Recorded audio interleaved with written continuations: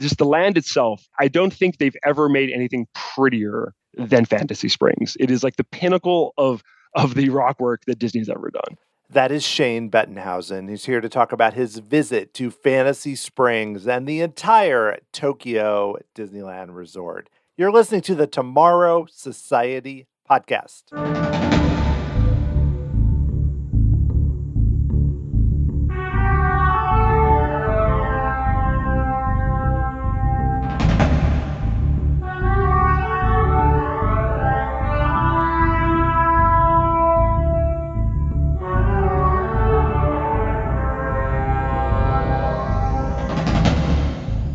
Hey there, thanks for joining me here on episode 240 of the Tomorrow Society podcast. I am your host, Dan Heaton. I hope you enjoyed all the D23 Ultimate Fan event news and podcasts and, hand-wringing over the rivers of America and everything else. But we are back with a new interview, which actually was recorded before all of that, as you'll hear us talk about it, with Shane Bettenhausen, who is an expert on the Tokyo Disneyland Resort. He just went to Fantasy Springs, which, if you aren't aware, is their latest expansion, which includes some awesome attractions, lands based on Peter Pan, Frozen, and Tangled, and just a lot of cool stuff. So I'm going to talk to Shane about his experience, about all the attractions, what he ate there, plus a lot more from Tokyo, including Journey to the Center of the Earth, Chantel, Beauty and the Beast, and so much more. So let's get right to it. Here is Shane Bettenhausen.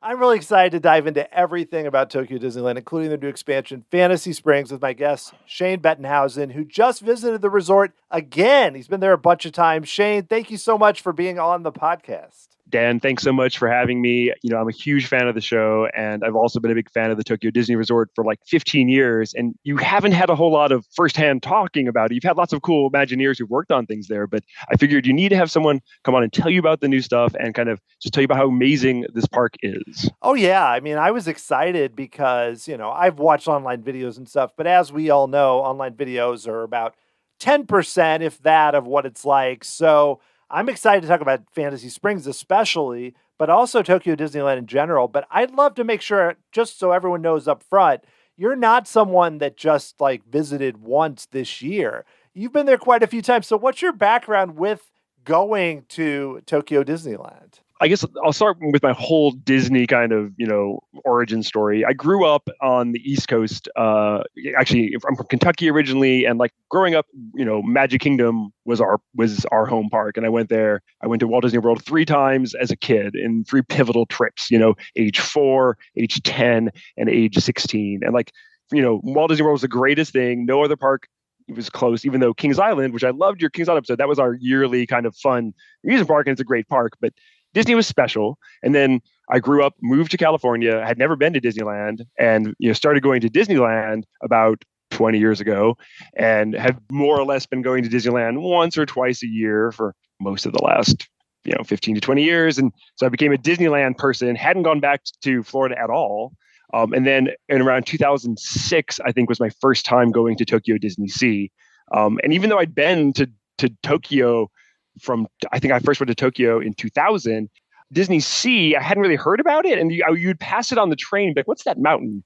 And my friend was like, oh, that's like a different Disney park. And I was curious. For whatever reason, the first 5 years I went, I was so excited just to be in Japan. It didn't think I should go to Tokyo DisneySea.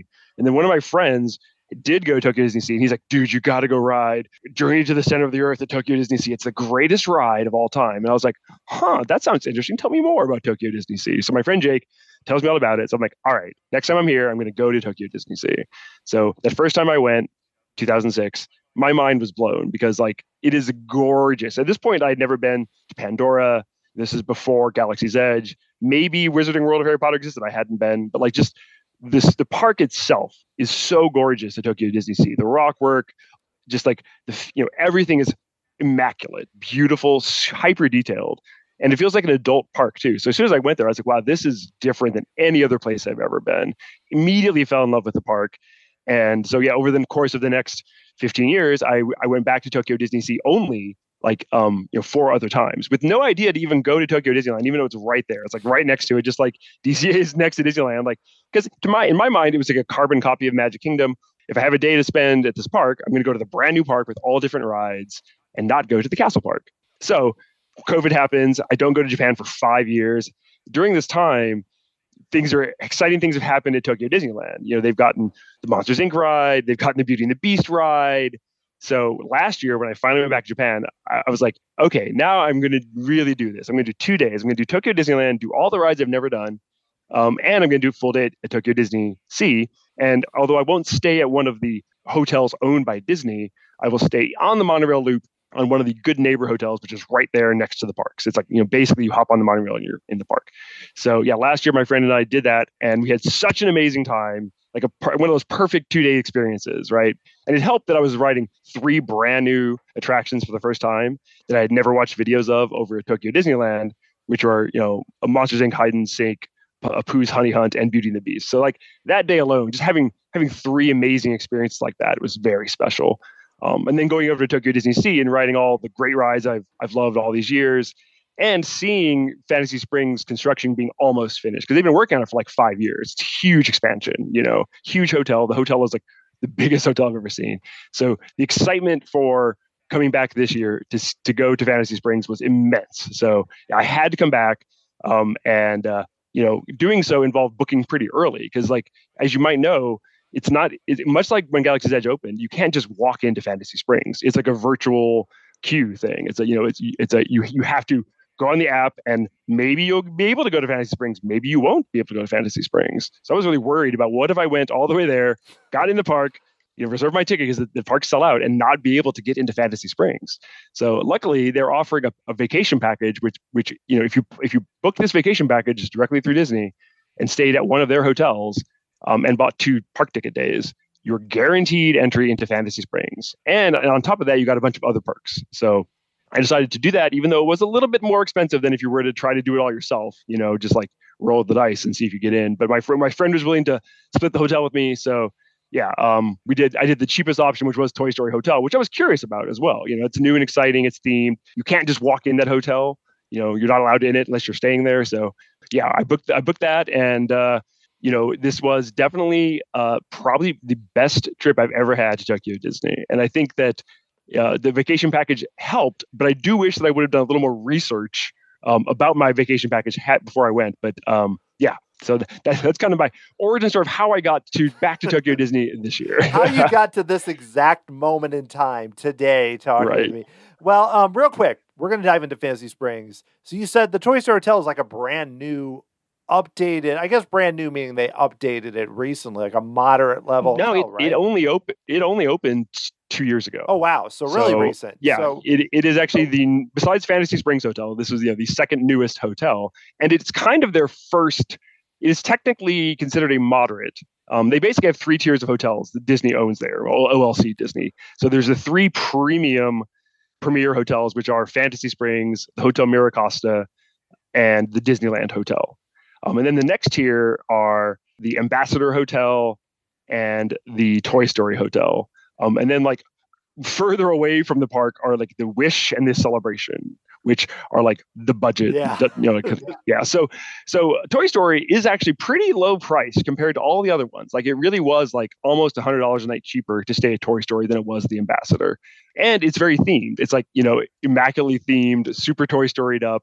If you've been to a Toy Story Land, a lot of the stuff you've seen before, yeah, because it's the same props that you've seen in Toy Story Land. But there's also unique, interesting props. The lobby itself is actually really, really cool. It has lots of props we haven't seen other places, like giant light bright, and it's very fun.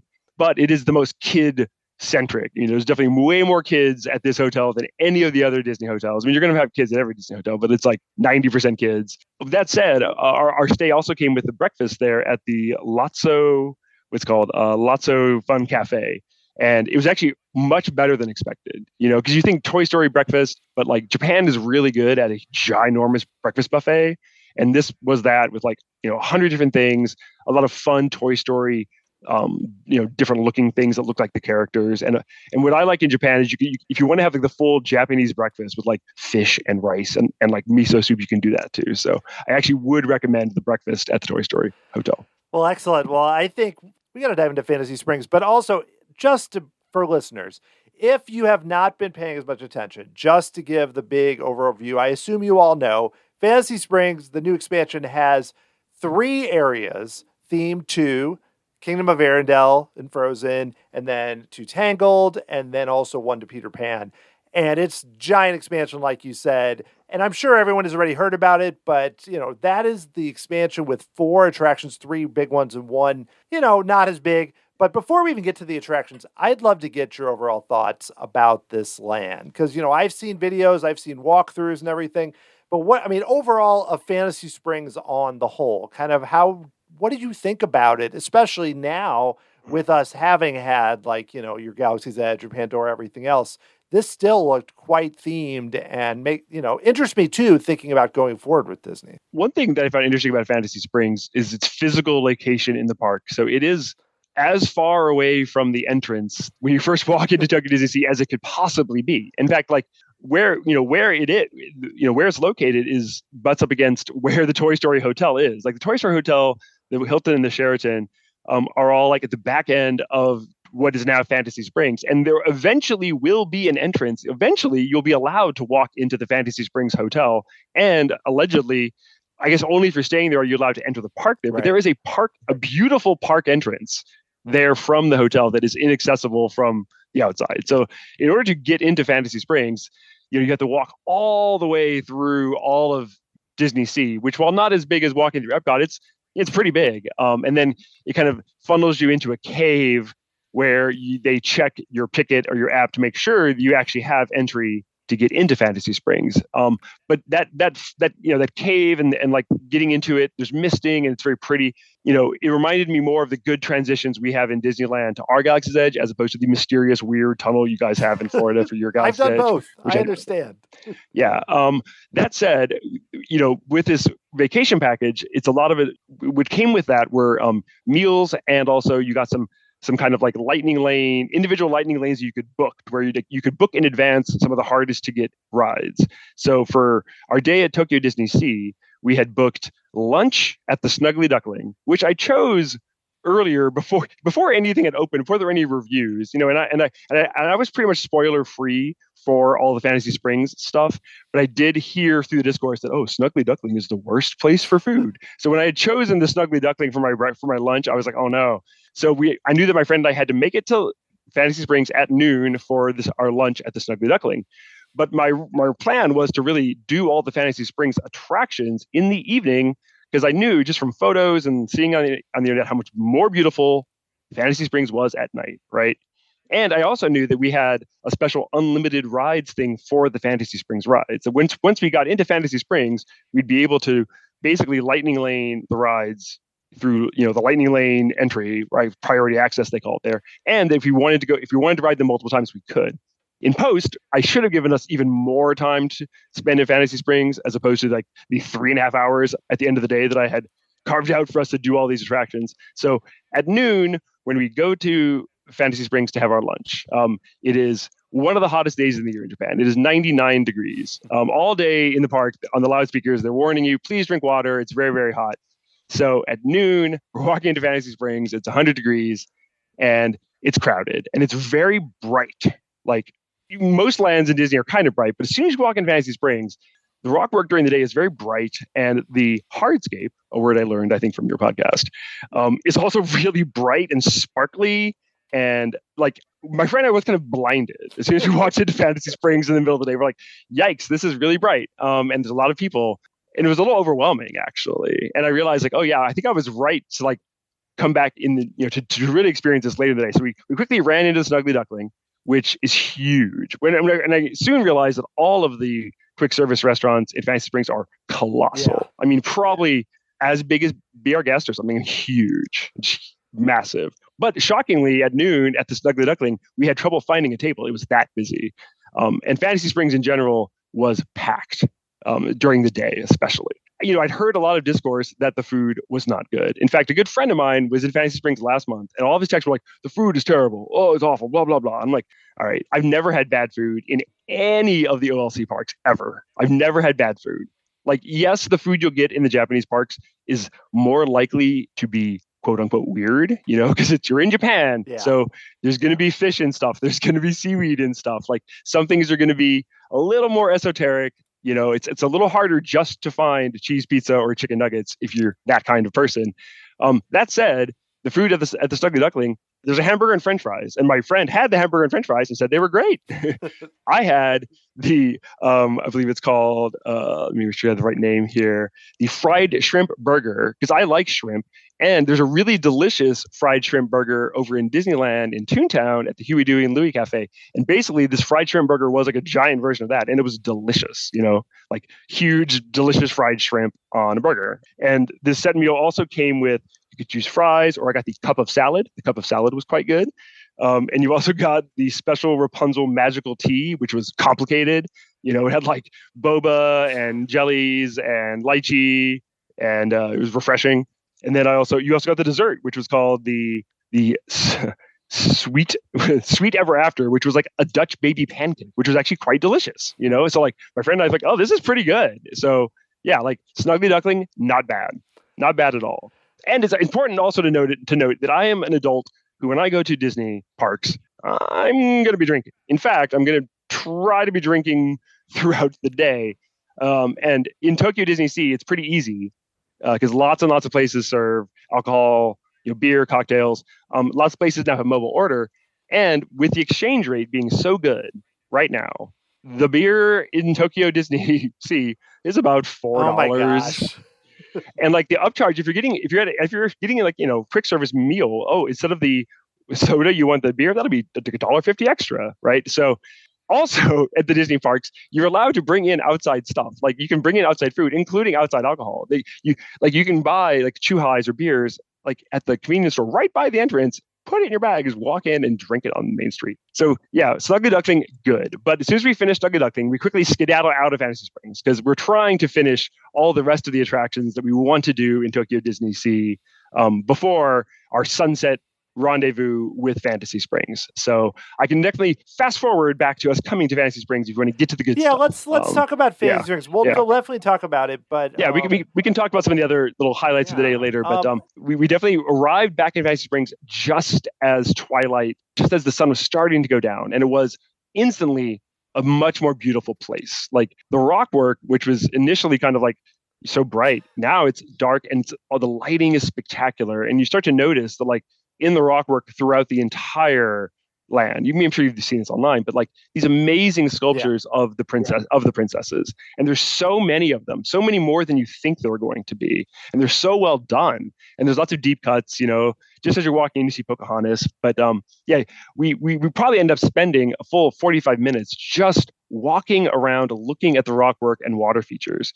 Eventually, as we ended up by the entrance, by the hotel, this grand entrance, there's cast members who are pointing out some of the rock work figures who we hadn't seen earlier. Like, oh, here's the magic mirror, and here's Snow White, and like just the land itself. I don't think they've ever made anything prettier than Fantasy Springs. It is like the pinnacle of the rock work that Disney's ever done.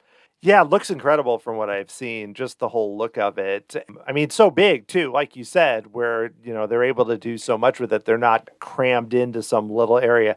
Well, we should talk about all the attractions. Let's, I don't know. I mean, we can just go biggest to smallest, or as you want to go. I'll go in the order that I'll go in the order that we wrote in, because when you walk in, the first attraction, the first land you go into is Rapunzel, Tangled, and so that was the first ride we did, and it's definitely of the three e-ticket. I might call it like a D ticket. I mean, it's quite good. It is a traditional dark ride on a boat. And it's the most traditional dark ride of the three for sure. It has mostly just animatronics, and there's no thrills whatsoever. But the animatronics are all quite good, and the lighting is beautiful. It's gentle. I'd say there are no huge surprises. It's just quite well done. I think some people could find it to be disappointing if you wanted it to be some trackless thing that did amazing stunts. And it's a very straightforward romance-focused version of kind of a book report version of the film. But yeah, it's quite pretty and well done. And I think it's the kind of ride that Tokyo DisneySea needed, because Tokyo DisneySea didn't have a lot of rides for the whole family. It didn't have a lot of rides that short people could do, little kids. And it's gentle. Like my mom would like this ride. Tangled isn't my favorite film, but I think if it was your favorite film, this would be amazing to you. The music, and the final scene, which obviously is like the one they've shown the most, the Lantern Festival, the titular festival. That room is gorgeous. However, it is one where, like, depending on where you're seated in the boat, you may or may not have a great view of that room. One side of the boat has a much better vantage point than the other side of the boat for that ride. Were you able to ride it at night? Because I know that has like an outdoor portion, then an indoor portion. Because I think it looked, I've seen, it looked really cool at night. Well, so actually, the sun was setting just as we went in, and as you walk into Fantasy Springs, you see the Rapunzel's tower. And at first, I was like, "Oh, it's the same Rapunzel's tower they have at the Tangled toilets." But no, it actually looks better. And then you notice, oh wait, like Rapunzel literally, like, animatronic, like, opens up the door and comes out of it and sings, and it's like that it's really part of the ride. And like, it's kind of hard to see when you're just walking past and you realize, oh, it's actually part of the ride. Most of the ride is indoors. Also, all the show buildings are completely obscured. Like, it's all the rock work. All the show buildings are hidden completely. You never see a show building in Fantasy Springs, which is really cool. Though, I think Rapunzel's I'm glad we did it first because it is definitely the most traditional. My expectations were medium and they were met. I think it's a good ride. It's the kind of ride that all the parks need more of, really. Like Animal Kingdom would kill for a ride like this. Come on. So yeah, it's good, and definitely hyped us up when we got out of there. It was fully night, and also one thing I hadn't noted was that the score. So the background music loops in Fantasy Springs. There's two of them. There's one just that's the main Fantasy Springs loop, and then there's another one when you get into Frozen, and they're turned up a little bit, compared to like the music in the other parts of Tokyo DisneySea. And I love that because, like, I think one of the complaints about Galaxy's Edge is, oh, there's no music, right? Like, and I love original Epcot. I love music in the parks. So in Fantasy Springs at night, I was like, man, this music, like my friend and I both were like, yeah, dude, this music in both parts of the park, the music's great. So after that, we decided to do, the little kids ride, the Tinkerbell's Busy Buggies, right? And like, I had seen no discourse on this. I was avoiding spoilers, but I think everyone knew it was a little kids ride. You could just tell, right?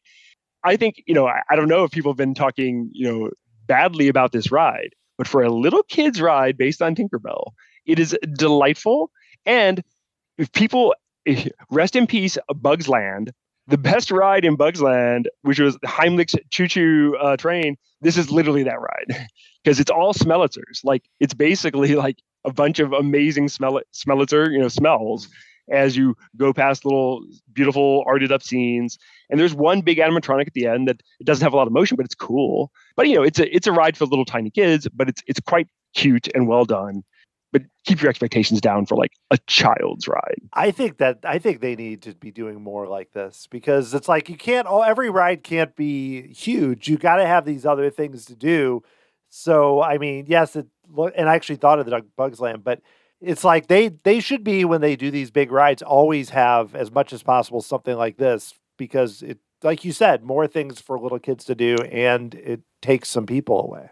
Yeah, and it kind of, the ride vehicle kind of reminds me a little bit of our Alice ride in Disneyland. It has that kind of feel, and it's kind of weaving around. And the art itself is great. All the lighting is beautiful. You're tiny, everything's big. It's very well done, and it definitely meshes with the rest of the Peter Pan land, which is gorgeous. Like, the recreation of Captain Hook's ship is spectacular. Skull Rock. There's all these photo ops on the ship you can do.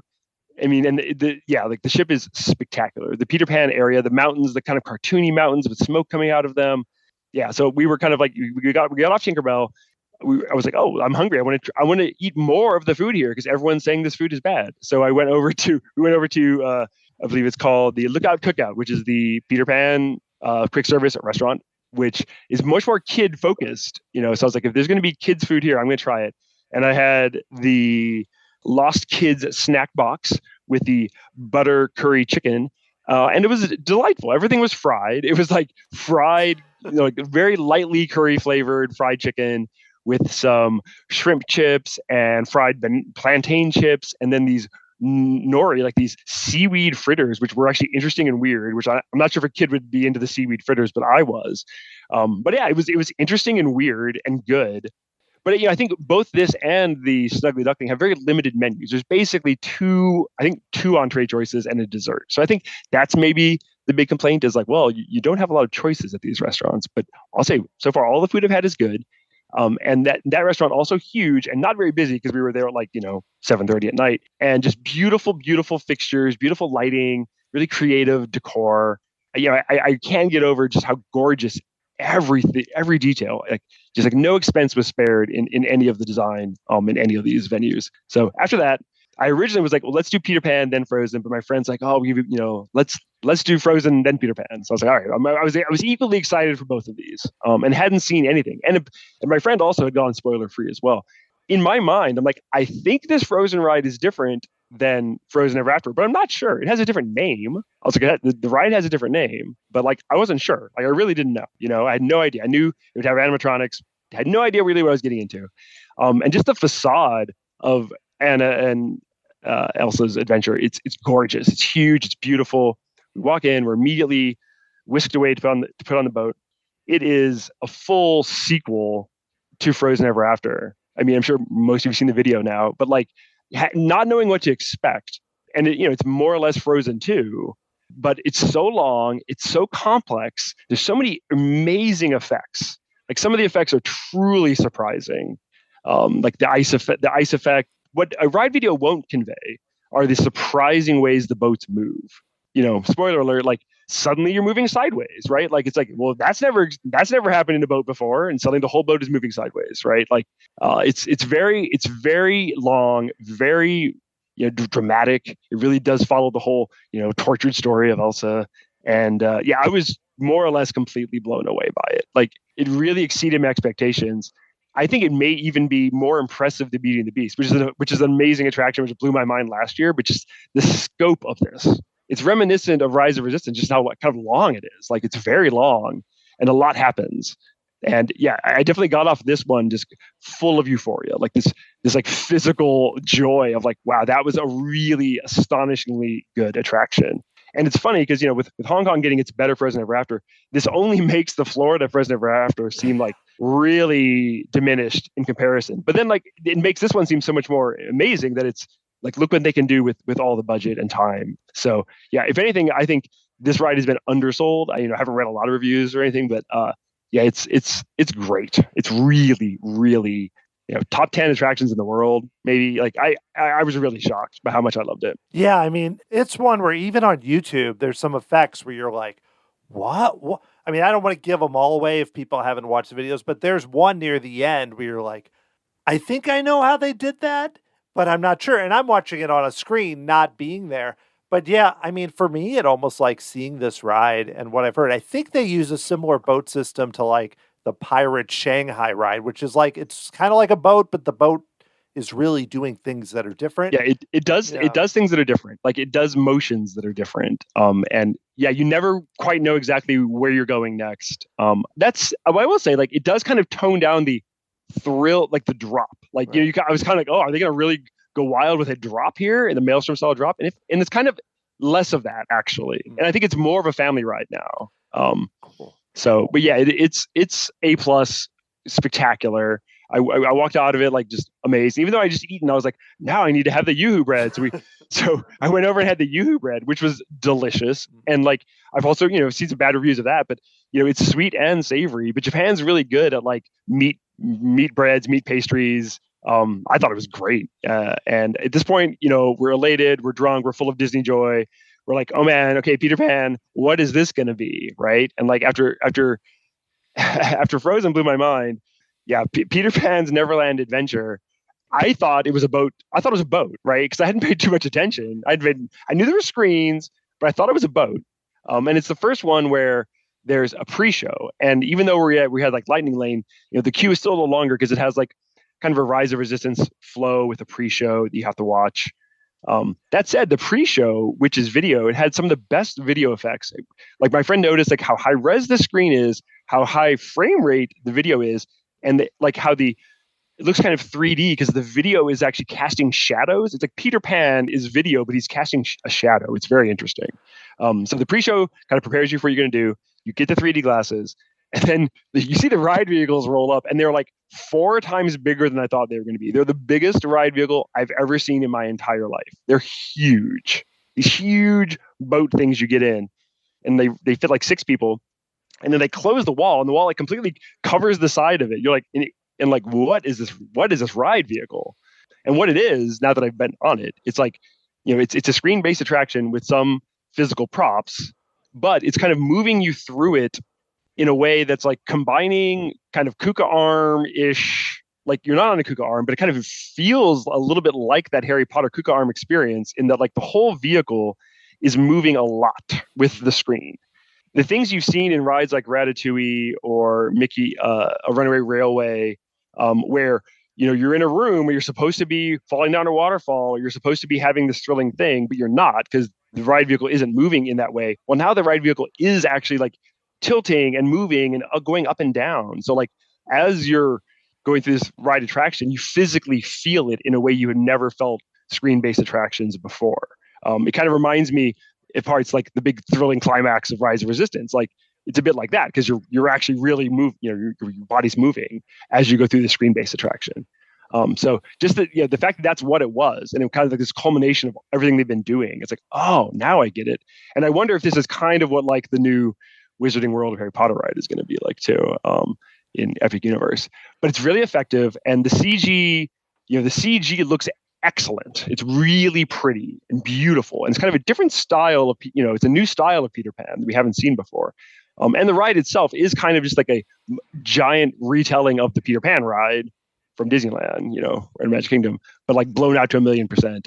And it's huge and impressive and really, really, really good, and definitely a best in class attraction. But like as I was walking out, I was like, I still think I prefer, if I had to choose, I think Anna and Elsa has a slight edge to me over Peter Pan, even though Peter Pan's technology is actually newer. Just the sheer amount of animatronics and the creativity in Anna and Elsa really blew me away. Yeah, that's the 4 rides there. And I'd say that's 2 like all-timers, 1 solid ride, and 1 good kids ride. It's so interesting. Yeah. And that's the weird thing, because I first watched the video of Peter Pan, and I was like, oh, that reminds me of Ratatouille, because the way it looks on YouTube is the same. And I find Ratatouille to be fine, but I'm like, I want there to be more stuff or more movement. But then people were comparing it to like Flight of Passage as far as like the movement. And I'm like, I'd say that's more of a comparison. Yeah, that's more of a comparison, because like this X factor of you actually moving with the video is what was needed this whole time. So yeah, I think both of the I wonder how long of an exclusive LLC has on this, but I would think this ride technology from Peter Pan has to make it to the U.S. parks. I mean, come on, it's really good. That makes me wonder, now that you've done. I mean, again, I doubt they're going to, because we're recording this a week before. This will come out after, but before the D23 announcements for the parks, and I don't think they'll announce any of these particular rides, because I'm sure Tokyo has some sort of exclusive. But I was going to ask you, like, are there certain elements or aspects of these that you think would be cool to see? And especially as we may hear about this beyond Big Thunder, who knows what, the Magic Kingdom, it feels like that area could be Fantasy Springs-esque in terms of the types of things they'll do, even if they're totally different IP.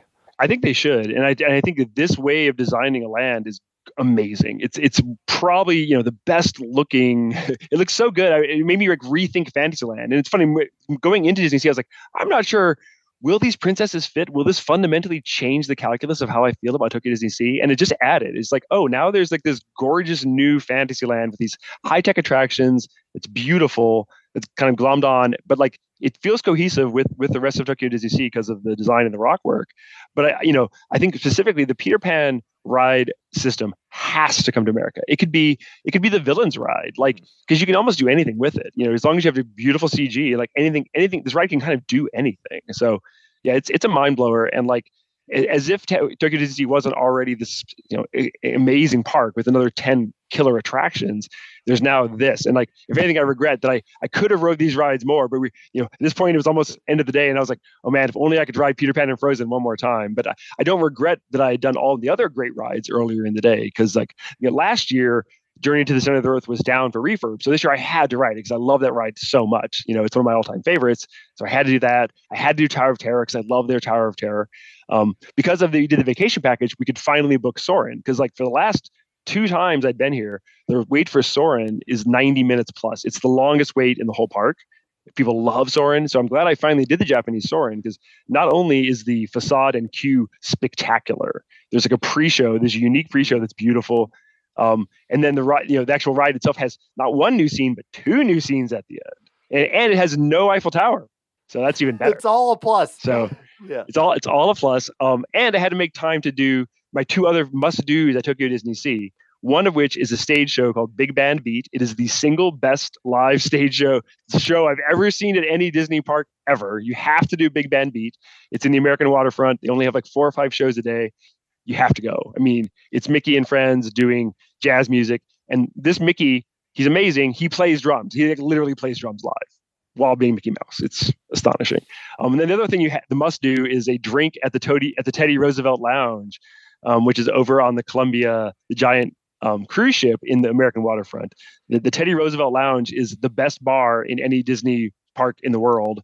It's spectacular, amazing service, amazing ambiance, and the prices are insane. Like as I'm ordering my second Manhattan, doing the math, I'm like, this Manhattan is $7. Oh my gosh, $7 for a sizable Manhattan in a Disney park. That would be like $25 at the Brown Derby. Exactly. Did I mention that like if you were just to buy a ticket to Tokyo DisneySea, it'd be $63? Oh my gosh, yeah, that's dangerous though. The beers you mentioned, like because when I go to like the Disney parks, I might have one or something because they're like $15 or something. And well, like, forget it. When it's 98 degrees and they're like $5 a beer, I think we had a lot more than that. Yeah. But another thing I have to mention: halfway through the day, my friend Kyle, his shoe literally breaks in half. His shoe is falling apart. I'm like, oh man, your shoe is like literally falling apart. I was like, we could go buy some Crocs. They probably have Crocs somewhere, or I was like, we could go to guest services and see what they do because it's Japan. They're probably amazing. Or we could leave the park, get on the monorail, go to Expiari, which is like their version of Disney Springs, Downtown Disney, where there's a million stores. But he's like, let's go to guest services. I was like, let's go to guest services. And it's midday. It's like 3 p.m. So we go to the front of the park, go to guest services. And not only does guest services help him repair his shoe, like fastidiously, like help him match the color of like with the right tape. They're taping up his shoe, fixing his shoe, being super friendly. But we're also in there and we see they have all these beautiful models of every ride vehicle in the park that have been carved out of wood, and these are all sitting here for unsighted or people with guests with diminished sight, so they could feel the ride vehicles and become accustomed to them. And I was like, what? This is amazing! Like just like the amount of detail and like customer service they had. The customer service is spectacular. I think it's Disneyland customer service is great. I think Tokyo Disney customer service is even better. Every cast member was so friendly, so helpful. Sometimes they'll give you stickers. Like at our waitress at Teddy Roosevelt gave us each stickers that she had like drawn pictures on, and like it's just amazing service. And there's a lot of foreign guests there. Every year we go, we see more and more, not just Americans, but like people from all over the world coming now. It's a very diverse park. I guess my final thing I would say about Tokyo DisneySea is that Fantasy Springs seems to have potentially, while not killed Duffy and friends, put a giant damper on Duffy mania. Like I couldn't believe it. Like for the last 10 years, every time you go to Tokyo DisneySea, you see a ton of Duffy people in the morning. People bounding as Duffy characters, people with their Duffy mascots, people bringing their Duffy dolls to take pictures on all these photo spots. And as we're walking through the park, we see like almost no Duffy anywhere. No one has Duffy stuff. No one's taking pictures of Duffy. We walk past like the Duffy restaurant where usually it's like a line out the door. They're trying to get people in. It's like lunchtime. We're like, what? And we notice like, Japanese fans, they're so excited about Fantasy Springs, they've kind of left Duffy at home. So I don't know what this means for the future of Duffy. Wow. I'm sure Duffy and friends will bounce back, but like it's as if Duffy is on the downslide at Tokyo Disney. I think that's short term. I mean, come on, I went to Alani and Duffy and Friends and Stitch were like, I mean, oh my gosh, the lines for that. I met Olu there. I never stayed at Alani, but whenever I go to there, we go and just drink at their bar, and I eat the buffet there. It was really good, actually. Makahiki, yes. Yeah, it's real good. Let me think if there's any other Tokyo Disney. Well, let's anything else from Fantasy Springs, because I want to ask you a few other Tokyo questions. But anything else in Fantasy Springs before we finish? Well, a piece of advice that I would give to people who go to Tokyo Disney is like, in terms of goods, merchandise. I've learned over the last few years, like if you see something in one of the gift shops inside the park, you should probably buy it because there's a giant gift shop outside the parks called Bon Voyage, which has like half the stuff you'll find in the parks. But I've learned that like throughout the parks, in all the gift shops, there will be things that are only in that gift shop. And the Fantasy Springs gift shop is really, really big, has a ton of goods. And yeah, a lot of that stuff is only in that gift shop, not in any of the other gift shops inside of the park. So definitely, if you are back there, you want to buy lots of stuff, make sure you get in the gift shop. But yeah, other than that, I think just giving yourself time to enjoy the land, like not just all the water and rock work, but there's a lot of, as I said, photo ops everywhere, especially on Captain Hook's ship. And one thing I wanted to note was the bathrooms in Fantasy Springs are the best Disney bathrooms I've ever seen in my entire life. It blew my mind. Like palatial, so many bathrooms, so good, so high tech. They're like all the American parks could take notes from the Fantasy Springs bathrooms. That's good to know. If you're in Fantasy Springs, use the bathrooms there. Don't wait. Okay. Don't wait. Cool. So let's talk a little bit about other elements of the Tokyo Resort, which I have not been to. So I'm curious. Just let's ask about attractions. So you mentioned Journey to the Center of the Earth, which I know kind of uses the Radiator Springs Racers test track kind of ride system, but it's very different. So I mean, what stands out to you from that is just like, being, I, again, have only seen really grainy, dark videos of it. I mean, in many ways, the same way that Spaceship Earth is like, the titular, the main, the central core attraction of Epcot. Journey to the Center of the Earth is like the core attraction. It is the park's icon, Mount Prometheus, the giant volcano. It is located inside of that. At the end of this ride, you pop out the top of it, and you have Mysterious Island. That is the middle of the park. It's kind of the hub that you keep going through, and that is where that ride is, and it is where 20,000 Leagues Under the Sea, which is another must do. It's where they are. They're opening day attractions. They're thematically linked. It's the steampunk. It's everything you've ever wanted as an early Epcot fan. It's this beautiful, interesting, weird thrill ride using, again, the test track and Radiator Springs system, but because it's almost all indoors inside these weird alien caves with strange monsters, some of which are friendly, some of which are not. And it kind of climaxes with this ginormous, impressive monster animatronic. And you have to remember, this is from 20 years ago. This ride is from 2001, right? It's almost 25 years old. And it still holds up. I still think it's actually much better than Test Track and on par with Radiator Springs Racer. And in my heart, even better just because it's unique, it's original. The art always kind of reminds me of like Super Metroid in a way. Right, like if you ever played those games, it's very Metroidy. And then, the 20,000 Leagues ride matches it. Like these rides kind of match and kind of tell an overall story. And 20,000 Leagues is almost always a walk-on, whereas Journey is often a long wait. It is, even though it's an old attraction, it's beloved. And for me, it's a must do. It kind of combines like the best things about the Matterhorn with like some sort of weird, futuristic steampunk thing. It's a very special attraction. Likewise, their Tower of Terror also a must do because like the plot is different. It looks different. Everything in it is different. The High Tower story of him stealing all the relics from other places and him getting his comeuppance. It's like it's really interesting and weird. And even though it doesn't have the same exciting weird drop stuff that it's a fairly normal drop pattern. I still recommend doing that one as well. Yeah, that one interests me so much, even though it's more like the old DCA one in terms of the single shaft, but the stuff around it looks so much cooler in a way than it is. So you mentioned Beauty and the Beast. Got to ask you about, I know we're back in Tokyo Disneyland Park now, but the Enchanted Tale of Beauty and the Beast, because I also talked to the guy who was like the creative guy on it, and so Jim Clark, so fascinated by it. It's amazing. I think this year, my second time on it, because I'd seen it, I knew what to expect. So it was like a little less mind blowing, but it's still an amazing attraction. And, Beauty and the Beast is my favorite of the modern, the Renaissance Disney animated films.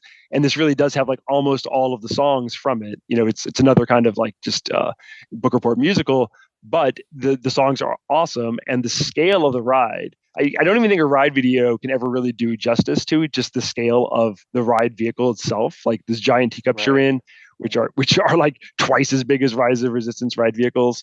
And there's 6 of them in each of the rooms at a time. it's a fantastic ride. Kind of like Rapunzel. One of the only other negatives is like based on where you are in your cup and where your cup is at the end during the most pivotal scene. There's the one special effect that like in person, looking at it now twice, I don't know how they do it. I'm sure if you've seen the video, it's transformation scene, like it is an illusion, magic, and it's a mind-blowing illusion. So I think it's a must-do, and I actually do recommend that ride is worth the lightning lane on it because it's like $12 or something too. Like it's definitely worth doing. The only problem with both years when I've lightning laned it, you skip most of the queue, and like the queue that you do is spectacular. You're like one of the best queues I've ever seen, and knowing there's like a whole nother 40% of the queue I've never seen. One of these years I'll have to stand by it. And actually this year we were tempted at one point. The standby for Beauty and the Beast near the end of the day was down to 40 minutes, which is like the least we've ever seen. It's usually 70, 80, 90, but we didn't do it because what we really wanted to do all day was Splash Mountain. Again, it's 95 degrees, 98 degrees. The line for Splash Mountain was 90 or above all day, but we really wanted to do it. Not only is Splash Mountain gone, I had never actually done the Tokyo Disney Splash Mountain, which is slightly unique. And now it's the only one left, right? And we had lunch at the Splash Mountain restaurant, which was really awesome. And I'd never been in there before. It's called Grandma Sarah's Kitchen. And it's like literally built into Splash Mountain. And it's like immaculately themed. It's like more Splash Mountain. And you can look out the window and see the flumes going by. And it was delicious. So yeah, at the end of the night, the next last ride we did was Splash Mountain. And it was super fun to wait in that line at the end of the night with a bunch of, young teenagers and Japanese college kids and stuff. And just like, having conversations with them, and everyone's having a great time. And, that ride is so good. You kind of, it's been a few years since I'd been on a Splash Mountain, and theirs is a little different. It has some slight differences to it. But yeah, it was thrilling to get to ride Splash Mountain on like the hottest day of the year, late at night, at the end of this great day. So yeah, if you want to have the Splash Mountain experience, you can still have it with a restaurant in Tokyo. So still there. That's crazy. And I heard this summer they were doing something. I don't know if it was still when you went, where they were making you wetter. Super wet. Yes. So you're right. It is super wet. And the whole time we were like, what's it going to be to be super wet? And I'm glad you brought that up, Dan, because as we're going over the final hill, not only like they're just spraying and shooting water on you the whole time you're going down the hill. It's literally like hoses of water. Like we were completely soaked, but because it's like 99 degrees still, even at night, we were dry by the time we got to Fantasyland. We only had time for one more attraction, and I was bummed because I really wanted to do both Snow White's Scary Journey, which they still have there, which I did last year. But we had to choose between that and Peter Pan, and then I was like, well, I've never done this Peter Pan, and we're going to do the new Peter Pan the next day. So our last ride of the night was that Peter Pan, which was cool because the last ride of the night the next day was the other Peter Pan. So, interesting. Have you done Sinbad? In addition, I'll say, sorry, go ahead. You go first. Actually, back to DisneySea. Sinbad, sadly, down for refurb this year. I love Sinbad. Sinbad is one of the best. It's low key. Like everyone kind of knows, it's like the secret best attraction at Tokyo DisneySea. It's down for refurb, and I'm glad they're refurbing it. But that said, instead of doing Sinbad, I did finally do the Magic Lamp Theater, which is an opening day attraction there in the Agrabah Coast, which I'd never done before because it's a show. And I'm glad I did it because it has some of the same technology as PhilharMagic in it, but it has a lot of live acting, has 2 live actors, and it's 3D, and it has some interesting effects and stuff. So if you don't know any Japanese, I probably wouldn't recommend it, but I'm impressed that I did an attraction that I had never done that's been there for 21 years. So awesome.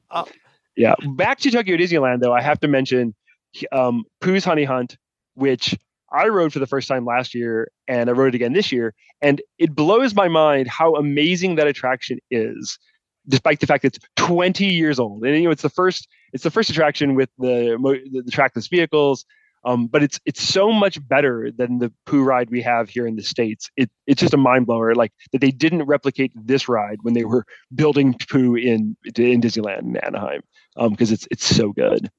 Yeah, it's amazing. So I have to ask you a tough question, though. Now you've mentioned everything. Let's set aside Fantasy Springs because it's too new. What is like your favorite attraction in each park in Tokyo?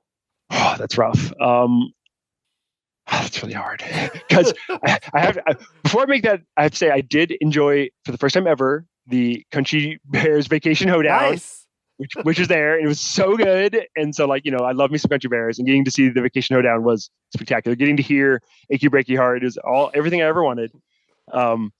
Oh man, it's rough. So Beauty and the Beast is technically my favorite attraction. It's incredibly impressive. It's, one of a kind. The scale is amazing. That said, some sentimental favorites I have there include the Mark Twain riverboat, because you can take beer on it. In fact, it's encouraged to take a beer on the Mark Twain riverboat there, which I wish I could do on every riverboat. Also, I'm really, I think their upkeep on their classic rides is spectacular. Every time I do their Jungle Cruise or their Pirates of the Caribbean or their Haunted Mansion, it's always immaculate. And it's interesting that their Jungle Cruise is like trapped in time. Has none of the modern changes. Their Pirates also has none of the modern changes. So it is like trapped in amber in like a 1983 kind of Pirates, which is interesting. And this time, my friend and I got to ride Space Mountain. It was the final week for Space Mountain, and I had never been on the Tokyo Space Mountain, and it was slightly different. The loading was different, the lift hill was slightly different, and it's exciting to see them building the new one. But it is kind of wild to think that Space Mountain will be gone as we knew it there. So, Beauty and the Beast, but I can't go to that park without doing a bunch of the other older attractions, because I just love the fact that they have Snow White's Scary Adventures, like the ride that terrified us as children. It's so scary with the scary trees. It is still there. So it's an amazing castle park in that it's a weird mix of Disneyland and Magic Kingdom, plus you can drink. So in many ways, it's the best castle park in the world.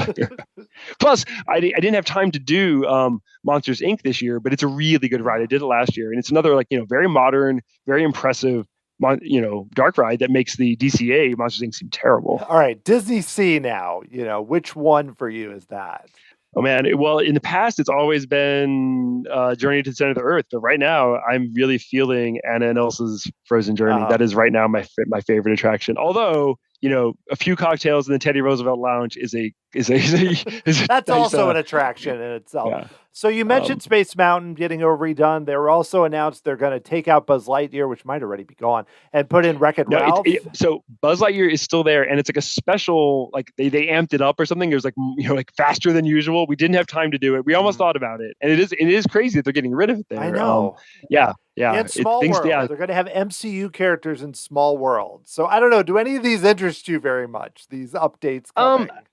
Their Small World is beautiful, and it doesn't have that many guest characters compared to our one in Anaheim. So, and I love all the little guest characters in our Anaheim Small World. So I'm fine with adding even Marvel to it. You can put Jar Jar in there. That'll make me really happy. I love Jar Jar, but I think if you're going to go all the way to Tokyo Disney Resort, you really should do one day at each park, and you really should stay at least at one of the Good Neighbor hotels, if not one of the Disney hotels, because it's a really wonderful place to do kind of 2 days. And the app is up to par now with the American apps in terms of, it has, if you want to get their version of Genie Plus, which is called 40th Anniversary Premier Pass, I think. Well, and one caveat, what I didn't notice was like the day we went to Tokyo DisneySea only, we had, because of our package, we had that Premier Pass. I didn't realize it until 2 hours into the day, at which point I booked Indiana Jones on it. And then later I booked Aquatopia, which we didn't end up going to. But much like in American parks, the actual inventory of things you can book on like a Genie Plus, not that great. And also that package came with what I thought was like one drink ticket to get you one soft drink. It turns out that ticket was actually free soft drinks the whole day, everywhere you went. And we realized that halfway through the day, so then we started enjoying the free soft drinks everywhere we went. And you also get some free goods and stuff with that vacation package. But yeah, I definitely do say especially with the exchange rate right now, it is worth it if you're an American to kind of go big, because your money goes so far. The whole, basically the whole country is kind of 35% off, and their prices are already cheaper than US prices. So you can really kind of have a great time, a great 2-day experience there, and stay at one of the nicer hotels like the Disneyland Hotel or the Ambassador Hotel and pay way less than you would for a similar just Disney trip in Florida or Anaheim. Of course, you got to get to Japan, but this time I flew. There's a new low-cost airline that was started by Japan Airlines called Zip Air. It just started flying I live in the Bay Area, and it is $400 cheaper than all the other airlines. You can get a round trip on Zip Air for $600 easily. for some people, it might be about the same price to do a Tokyo Disney trip than it would to do a Florida. One last thing. I'm going to ask you a few fun, like rapid fire questions here, Sure. though we've kind of hit on a few. But before we do that, do you have any, you already just mentioned, any other tips or any other info for people that might be making that trip that you haven't mentioned so far that you think could be helpful? Just keep an open mind about trying different things, and it's going to be, a slightly different experience than you've had at the U.S. parks. But be open for adventure, and don't be afraid to go to cast members and speak English to them, because a lot of cast members know English, and I think a lot of people who've never been abroad, there's this big fear of like, oh, what will it be like if I can't get around? And I think now with smartphones, with apps, it's so easy. You can translate on the fly. You can just like hold up your phone to translate the kanji characters. It's really easy to just get around the parks now. So I think what used to be kind of a scary idea is like, oh, going abroad to these parks. Don't let it scare you. And I definitely think like more and more people in the coming years, especially with I think the next big thing is 2027 when the new Space Mountain is going to open, the new Tomorrowland. So I feel like there's always something happening over in Tokyo. And if you've never been to one of the OLC parks, it will kind of spoil you for just like the quality and attention to detail. And it'll make you wish that US Disney parks went a little further. Yeah, I think that's everyone that comes back, basically, especially people that more are Disney World people who haven't been as much to Disneyland are just like, oh my gosh, this is great. Okay. Few fun questions. I feel like half of these we already kind of addressed, so I will skip them. But I do have to ask you, okay, so I rode in Paris the Indiana Jones coaster there, which I thought was the roughest, most painful coaster I've ever ridden in my life. Have you ridden Raging Spirits, and is it as painful? So while I did not ride Raging Spirits this time, I have definitely been on Raging Spirits at least 3 or 4 times, maybe more, probably 5 or 6, because it has single rider. And it is rough, but it's very short. But yeah, I don't mind it, but there's not much to it. And I always found it weird that even though it's right next to Indiana Jones in Tokyo DisneySea, it is not technically Indiana Jones, but yet it is Indiana Jones themed in Paris, where it has no business being. It's very off the shelf. It's a weird thing to have. It's definitely lower tier among Tokyo DisneySea rides. And I'll say, as an American, I'm lucky they let me on. I was at one of my friends one time; they wouldn't let him on. They were like, "You're too big." So it is kind of a tight squeeze. Oh wow! I don't know if the one in Paris. I don't know if the one in Paris is a tight squeeze, but the one in Tokyo is kind of. I remember it being uncomfortable, but I mean, this was before they started running it backwards, which they did in Paris for a while, which I can't imagine how painful that would be. But not to go off on too much of a tangent here. Okay. I will say Space Mountain Tokyo, a little rough. I mean, like, as you know, it's the last week of it. I was like, oh man, this is a little rough. So yeah. Near the end, they kind of like, it's like when I did Splash Mountain at Disneyland the week before it closed. I mean, they're just like, and got really soaked. I'm trying to imagine if you got more soaked than me on the super wet splash. I feel like they just hosed us down. So maybe it's like that ride at Universal Orlando where it's like you go through the car wash, basically the Popeye ride. It's like that idea. But okay, well, let me ask you this. I mentioned Beyond Big Thunder. If there's something you could bring from Tokyo and plop down there, like what would you want to do? It could be from Fantasy Springs. It could be Center of the Earth. It could be anything. Is there something you think would really cool for Disney to put in the Florida Magic Kingdom? I mean, I don't know if Beauty and the Beast fits back there, but it's Fantasyland. Like, I would love them. Like, Magic Kingdom desperately needs rides. I don't know if they need more just e-tickets, but like Beauty and the Beast is too good to not go somewhere else. And like putting it next to Be Our Guest or something would be amazing. Not that there's room. But as you mentioned earlier, I think that Peter Pan ride system is so revolutionary and could be for anything. And like the more I think about kind of a villain's ride, right? Like a full on just like combining different villains into a new experience. Yeah, I think that could be a copy paste. It doesn't make sense to put Frozen there. I think it does make complete sense to put Anna and Elsa's Frozen journey in Disneyland Forward. I would love to see that because we don't have any Frozen, and Iger's basically said we're getting Frozen.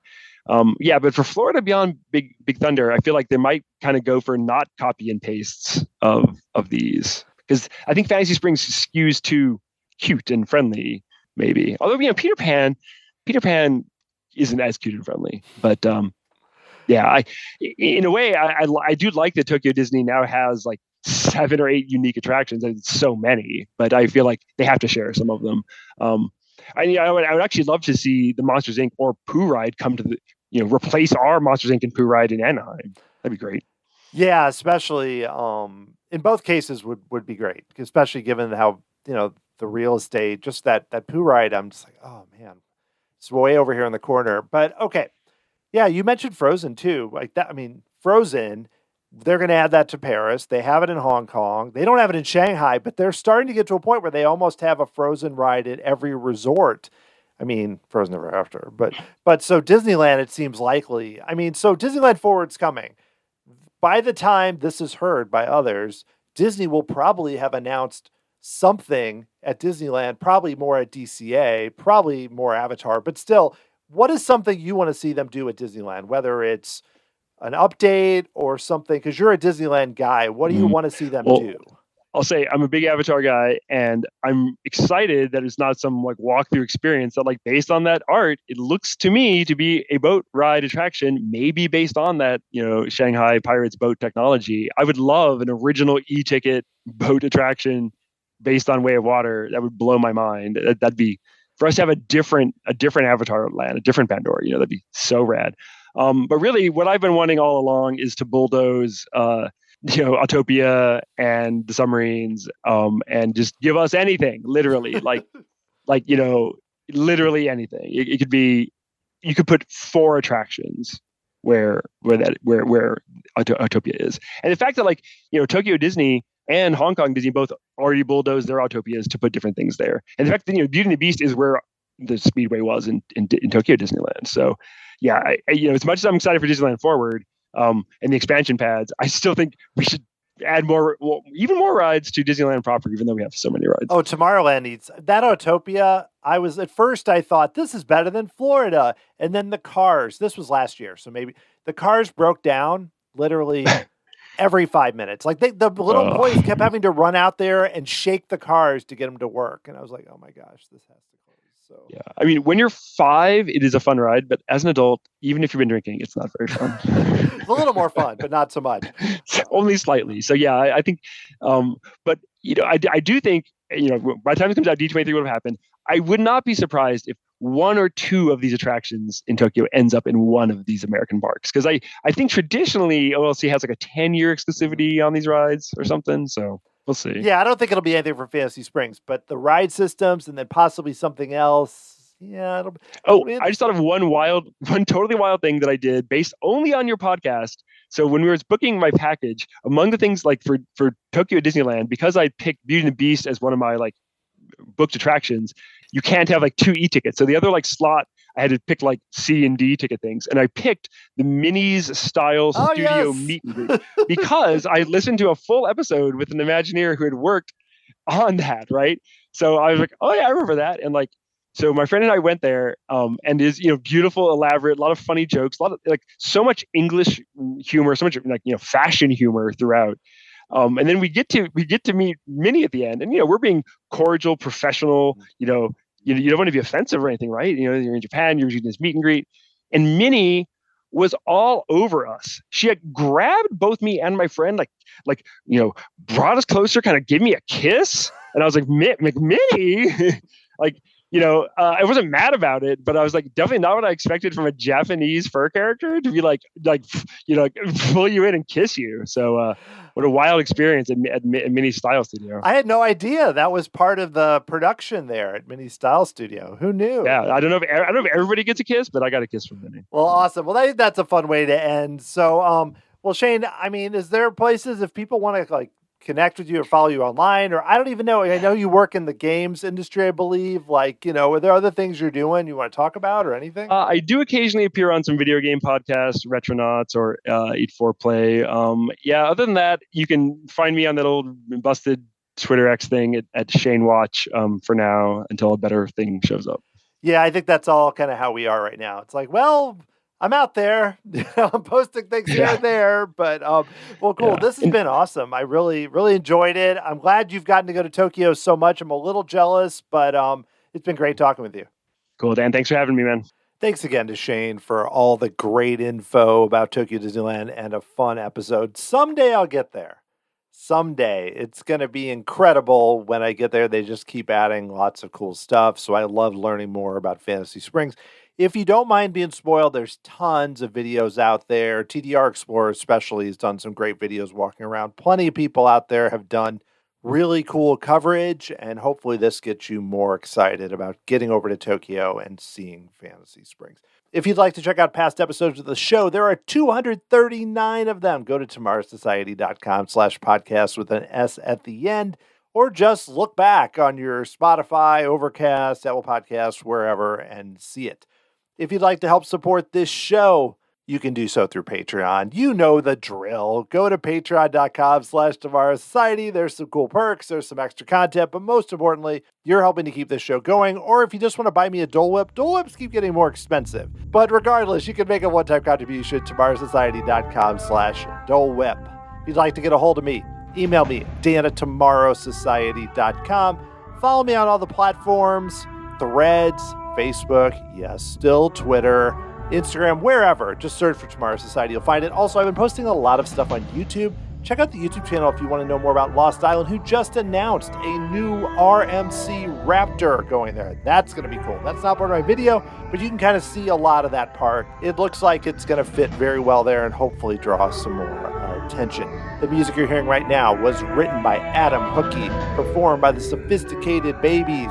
Thanks so much for listening to this episode with Shane Bettenhausen, all about Fantasy Springs and Tokyo, and I will talk to you again very soon.